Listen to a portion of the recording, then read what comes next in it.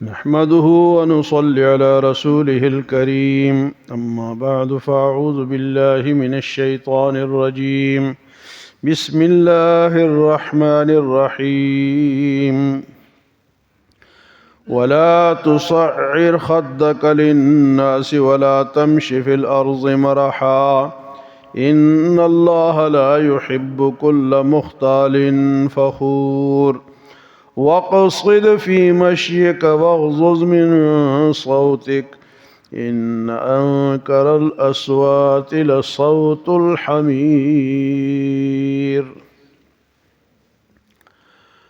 لقمان علیہ السلام کی حکیمانہ باتیں، حکمت بھری باتیں جو کہ اپنے بیٹے سے کی ہیں۔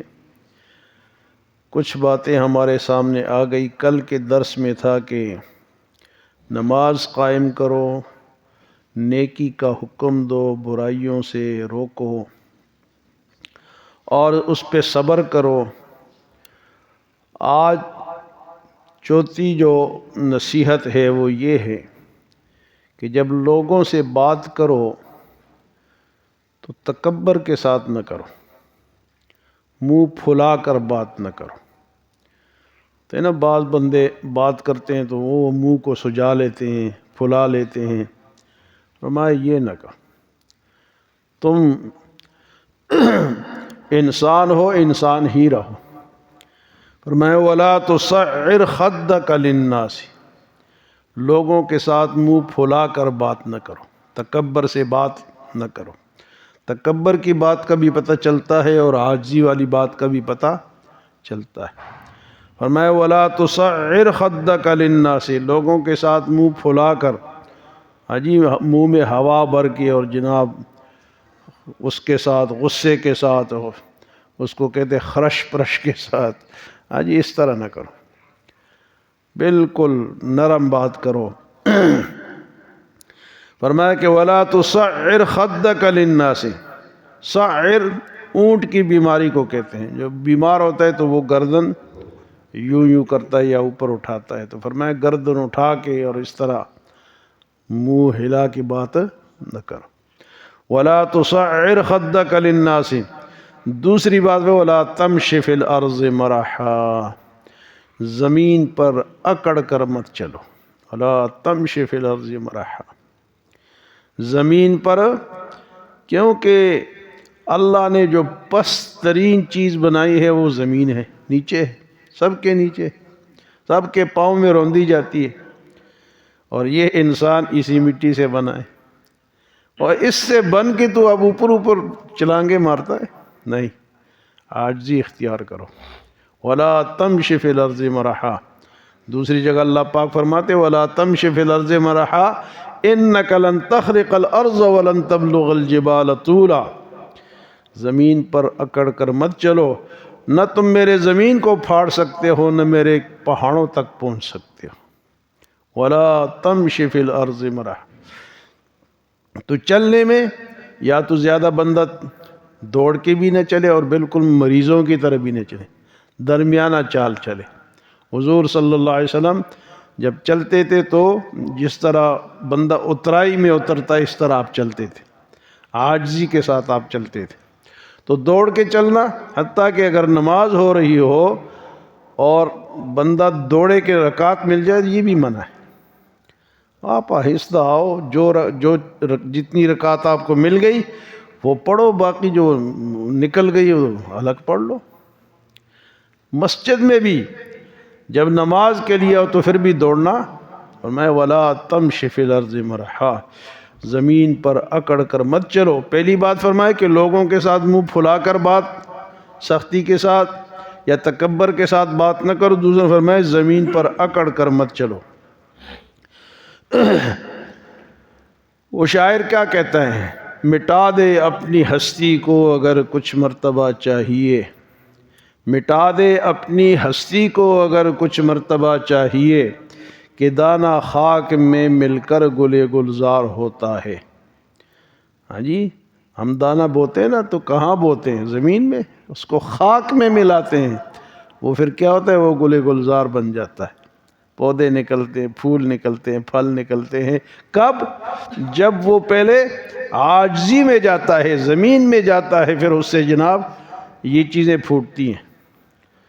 مٹا دے اپنی ہستی کو اگر کچھ مرتبہ چاہیے کہ دانہ خاک میں مل کر گلے گلزار ہوتا ہے۔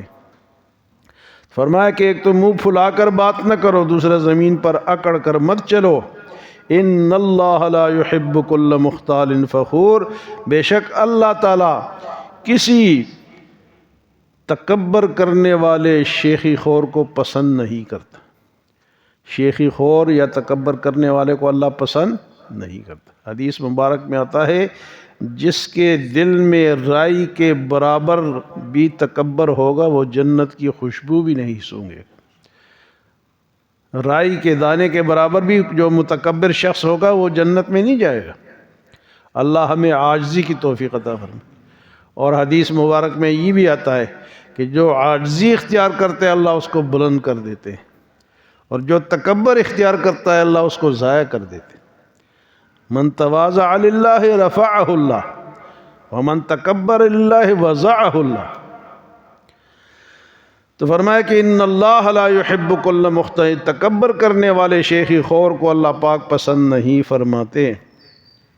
اور اگلی نصیحت حضرت لقمان علیہ السلام نے اپنے بیٹے سے جو کی وہ ہے وَقْصِدْ فِي مَشْيِكَ، چال نرم چال کے ساتھ، آہستہ چال کے ساتھ چلو زمین پر۔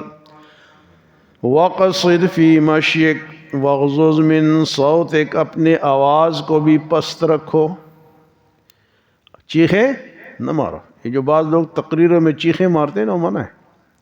او میں نے یہ کر دیا، میں نے وہ کر دیا، یہ ہو جائے گا، وہ ہو جائے گا۔